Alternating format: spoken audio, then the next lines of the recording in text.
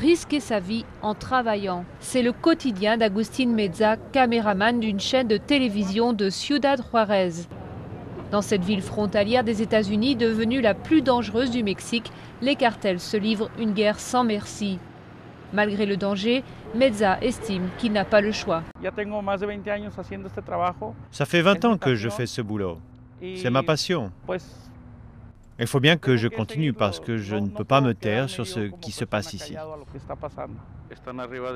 Selon Reporters sans frontières, au moins 11 journalistes ont été tués cette année par des cartels qui redoutent l'attention des médias.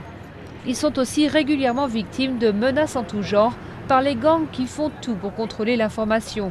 Ceux qui n'obéissent pas sont punis, comme la chaîne Televisa, victime d'un attentat à la bombe fin août. Les reporters n'ont d'autre choix que d'implorer la protection du gouvernement.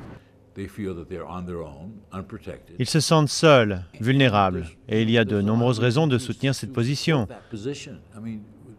Ils sont assassinés, menacés ou kidnappés.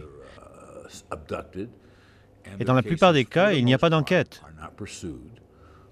Très peu de gens finissent devant la justice. Aujourd'hui, il est très facile de tuer un journaliste mexicain et de ne pas être puni. Récemment, le président Calderón est intervenu après le meurtre d'un photographe stagiaire d'El Diario, le principal journal de Ciudad Juárez.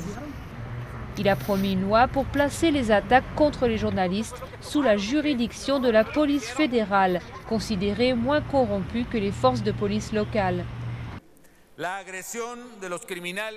Les attaques criminelles contre les médias sont inacceptables et elles constituent une raison de plus pour justifier la mise en place de mesures spéciales pour protéger les journalistes.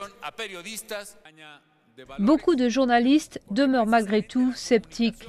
D'autres estiment qu'il faut donner sa chance au gouvernement. En attendant, le travail continue pour Agustín. Coup de téléphone, il doit se rendre sur la scène d'un crime, armé seulement de sa caméra. La victime, un homme de 23 ans, a été tué pour une histoire de drogue. Depuis 2006, la guerre des gangs aurait fait 28 000 morts au Mexique.